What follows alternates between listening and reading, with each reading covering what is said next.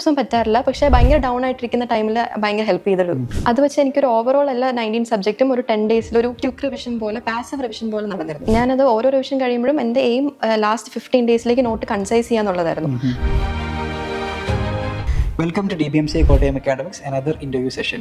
Today we are celebrating the phenomenal journey of Dr. Megha S. Menon. She completed her MBBS from Tirunelveli Medical College and was her face-to-face student at Cochin last year. And from a rank of 52,000, and this year she got a rank of 351 in NEET PG. Congratulations, Megha. Thank you, sir. So, this is Megha's second attempt at NEET PG. So, first attempt was it during your house agency? House agency കഴിഞ്ഞ ഉടനെ ആയിരുന്നു. ഒരു 2 months gap ഉണ്ടായിരുന്നു postponement കാരണം. അപ്പോൾ ആ സമയത്ത് prepare ചെയ്യാൻ പറ്റിയായിരുന്നു? ഇല്ല, ആ സമയത്ത് PYQs മാത്രം കുറച്ച് പ്രാക്ടീസ് ചെയ്തല്ലാണ്ട് ഹൗസ് ഏജൻസി ടൈമിലും പ്രിപ്പയർ ചെയ്തില്ല. ആ ഒരു 2 months പോസ്റ്റ്പോൺ ആയ സമയത്ത് മാത്രം ക്വസ്റ്റ്യൻസ് പ്രാക്ടീസ് ചെയ്യായിരുന്നു. ഓക്കെ.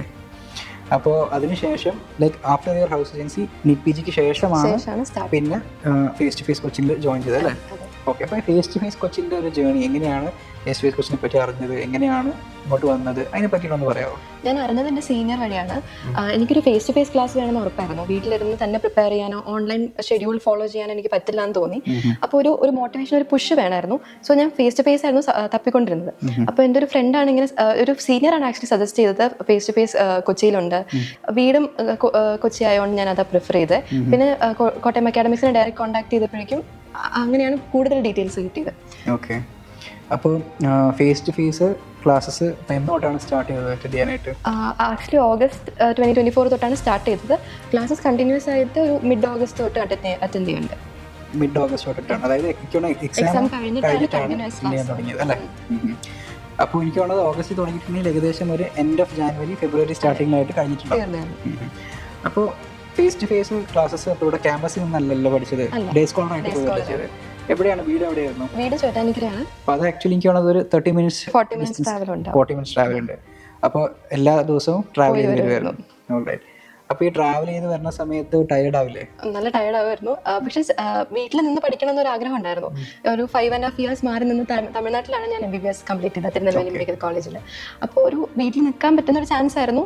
പിന്നെ ഒരു 40 minutes ട്രാവൽ എനിക്ക് മാനേജബിൾ ആണെന്ന് തോന്നിയുകൊണ്ട് അങ്ങനെ ചെയ്തിരുന്നതാണ്. ടയേർഡ് ആവുമായിരുന്നു. ക്ലാസ് കഴിഞ്ഞ് ലോങ് അവേഴ്സ് കഴിഞ്ഞ് ചെല്ലുമ്പോൾ ക്ലാസ് രാവിലെ 9 മണിക്ക് തുടങ്ങും. അപ്പോൾ you will have to start ഒരു 7 മണിക്ക് 7:30 ആകുമ്പോൾ വീട്ടിൽ നിന്ന് പുറപ്പെടും അല്ലേ? തിരിച്ച് ക്ലാസ് ഏകദേശം ഒരു 7-7:30 ആകുമ്പോഴാണ് കഴിയുക. ചില ദിവസങ്ങളിൽ 8 o'clock കഴിയും അല്ലേ? അങ്ങനെയാകുമ്പോൾ ബസ് പ്രിഫർ ചെയ്യാറുണ്ട്. ഭയങ്കര ലേറ്റ് നൈറ്റ് ആയി കഴിഞ്ഞാൽ ഊബറിൽ ക്യാബ് വിളിച്ചാണ് പോകാം അല്ലേ? ഓക്കെ. സോ പ്രിപ്പറേഷൻ്റെ സമയത്ത് ഏറ്റവും കൂടുതൽ ഇൻഫ്ലുവൻസ് ചെയ്ത ഫാക്കൽറ്റി ആരാണ്? ലൈക്ക് എന്താണ് റീസൺ? കുറേ ഫാക്കൽറ്റീസ് ഉണ്ട്, പക്ഷെ എനിക്ക് ഏറ്റവും ഫേവറേറ്റ് സബ്ജക്റ്റും faculty I would say Thameem സാറാണ്. തമീം സാറിൻ്റെ ക്ലാസ്സസ് ഭയങ്കര നല്ലതായിരുന്നു. മെഡിസിൻ ഭയങ്കര കൺസൈസ്ഡ് കൺസെപ്ച്വൽ ആയിട്ട് പറഞ്ഞു തന്നിരുന്നു. അതല്ലാണ്ട് റേഡിയോളജി രജിത് സാറും പെത്തോളജി പ്രവീൺ സാറും അവരുടെ ഓട്ടോ മെന്റർഷിപ്പ് പ്രോഗ്രാംസ് അറ്റൻഡ് ചെയ്യാറുണ്ട്. അവരുടെ ക്ലാസ്സസും അല്ലാണ്ടുള്ള മെന്റർഷിപ്പും ഭയങ്കര യൂസ്ഫുൾ ആയിരുന്നു ത്രൂ ഔട്ട് ദ ജേർണി. എല്ലാ ദിവസവും ഓട്ടോ മെന്റർഷിപ്പ് ഷോ അപ്പ് ചെയ്യാറുണ്ട്? എല്ലാ ദിവസവും പറ്റാറില്ല, പക്ഷേ ഭയങ്കര ഡൗൺ ആയിട്ടിരിക്കുന്ന ടൈമിൽ ഭയങ്കര ഹെൽപ്പ് ചെയ്തുള്ളൂ. 15 minutes മോർണിംഗ് ഒരു 8:45 to 9 o'clock auto mentorship. Actually അതൊരു സിഗ്നേച്ചർ പ്രോഗ്രാമാണ്. Even from the faculty side every day they are showing. അതും ഓൾസോ ഭയങ്കര ഒരു കമ്മിറ്റ്മെന്റ് ആണ്. അപ്പോൾ അത് ലൈക്ക് കുറേ ആൾക്കാർക്ക് ആക്ച്വലി ഇപ്പോൾ പറഞ്ഞ പോലെ ഒത്തിരി ആൾക്കാർക്ക് അത് ഭയങ്കര ഒരു പവർ ആയിരുന്നു, ശരിക്കും ഒരു പവർ ഹൗസ് ആയിരുന്നു ശരിക്കും കുറേ ആൾക്കാർക്ക്. നമുക്ക് ട്രാക്കിൽ നിൽക്കാൻ ഭയങ്കര ഹെൽപ്പ് ചെയ്യുമായിരുന്നു. അതെ. അതുപോലെ വേറെ എനിക്ക് ചോദിക്കാനുള്ള കാര്യം എന്ന് വെച്ചിട്ടുണ്ടെങ്കിൽ ഈ പ്രിപ്പറേഷൻ്റെ സമയത്ത് ലൈക്ക് ഗ്രാൻഡ് ടെസ്റ്റുകളൊക്കെ എപ്പോഴാണ് ചെയ്ത് തുടങ്ങിയത്? ഞാനൊരു നമുക്ക് ഷോർട്ട് സബ്ജക്റ്റ് ആയിരുന്നു ആദ്യം ക്ലാസ്സിലുണ്ടായിരുന്നു. അപ്പോൾ ഓൾമോസ്റ്റ് എല്ലാ ഷോർട്ട് സബ്ജക്റ്റും തീർന്ന് മെഡിസിനും കൂടെ കവർ ആയിട്ടാണ് ഞാൻ സ്റ്റാർട്ട് ചെയ്തത്. അതിന് മുന്നേ ക്ലാസ് തുടങ്ങുന്നതിന് മുന്നേ ഒരെണ്ണം അറ്റംപ്റ്റ് ചെയ്തിരുന്നു. അതിന് എനിക്ക് കറക്റ്റ് നമ്പർ ഓഫ് കറക്റ്റ് 68 ഉണ്ടായിരുന്നുള്ളൂ. അതൊരു ബേസ് ലൈൻ പോലെ ഞാൻ വെച്ച് അതിനായിരുന്നു പിന്നെ ഫോക്കസ് കൊടുത്തത്. ആദ്യത്തെ എക്സാമിന് 68 കറക്റ്റ് ഉണ്ടായിരുന്നുള്ളൂ. അപ്പോൾ അതിനാണ് ഇപ്രാവശ്യം ഈ ഒരു 351 റാങ്കിലേക്ക് എത്താൻ പറ്റിയത്. 351 എന്ന് പറയുമ്പോൾ സ്കോർ ഏകദേശം എത്ര ഉണ്ടാവും? എനിക്ക് 640 എബോവാണ് സ്കോർ ഉള്ളത്. ആ ഒരു സ്കോറിലേക്ക് എത്താൻ പറ്റിയത്. അതായത് ഏകദേശം ഒരു 250 സ്കോർ ചെയ്യുന്നതാണ് അത്രയും ഒരു സ്കോറിലോട്ട് കയറാൻ പറ്റിയത്. അപ്പോൾ അത് ഡെഫിനറ്റ്ലി കൺസിസ്റ്റൻസി എന്ന് പറയുന്ന ഒരു സംഭവം ഉറപ്പായിട്ടും പ്രിപ്പറേഷനിൽ ഉണ്ടായിട്ടുണ്ടാവും. അപ്പോൾ ഇവിടെ ക്യാമ്പസിൽ വരുന്ന സമയത്ത് ലൈക്ക് സ്റ്റഡി പാർട്ട്ണർ അങ്ങനെ വല്ലതും ഉണ്ടായിരുന്നോ? സ്റ്റഡി പാർട്ട്ണർ ആസ് ഉണ്ടായിരുന്നില്ല, പക്ഷെ എനിക്ക് ഫേസ് ടു ഫേസിൽ നല്ല കുറേ ഫ്രണ്ട്സിനെ കിട്ടി. അപ്പോൾ നമ്മൾ ക്വസ്റ്റ്യൻസ് ഡിസ്കസ് ചെയ്യുമായിരുന്നു. തെറ്റിപ്പോകുന്ന ക്വസ്റ്റ്യൻസും ഡൗട്ടുള്ള ക്വസ്റ്റ്യൻസും ഇവിടെ ഡിസ്കസ് ചെയ്യും. ഇവിടെ തന്നെ ബ്രേക്കിൻ്റെ സമയത്ത് ഡിസ്കസ് ചെയ്യും. അല്ലാണ്ട് വാട്സപ്പ് ചെയ്ത് നമ്മൾ പഠിക്കുന്ന സമയത്ത് എപ്പോഴും ഡിസ്കസ് ചെയ്യാനുള്ളൊരു സ്പേസ് ഉണ്ടായിരുന്നു.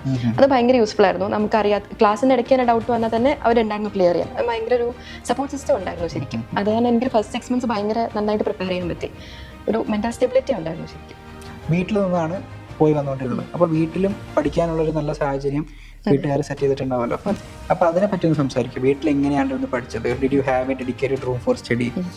അവിടെ തന്നെയാണോ പഠിത്തവും ഉറക്കവും ഒക്കെ അവിടെ തന്നെയാണോ, അല്ലെങ്കിൽ ലൈക്ക് എങ്ങനെയായിരുന്നു വീട്ടിലൊരു സ്റ്റഡി പ്ലാൻ?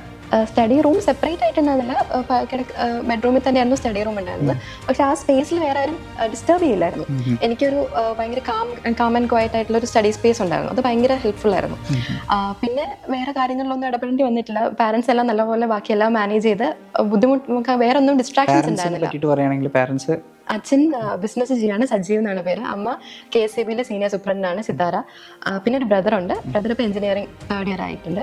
ഗ്രാൻഡ് മദറുണ്ട് വീട്ടിൽ. അവർ ഭയങ്കര സപ്പോർട്ടീവ് ആയിരുന്നു. ചിലപ്പോൾ ലേറ്റ് ഒക്കെ ആയിട്ട് ക്ലാസ് കഴിഞ്ഞ് വരുമ്പോഴും പിക്ക് ചെയ്യാനൊക്കെ വന്ന ബ്രദർ ആയിരിക്കും. അപ്പോൾ ഭയങ്കര ഫാമിലി സപ്പോർട്ട് ഭയങ്കരമായിട്ടുണ്ട്. അത് ഭയങ്കര ഹെൽപ്ഫുൾ ആയിരുന്നു. വളരെ ഇമ്പോർട്ടൻ്റ് ആയിരുന്നു പ്രിപ്പറേഷൻ അല്ലേ? Okay, very good. ഇത് ഒരു ഭയങ്കര ഇമ്പോർട്ടൻറ്റ് ടേക്ക് അവേ ആണ്.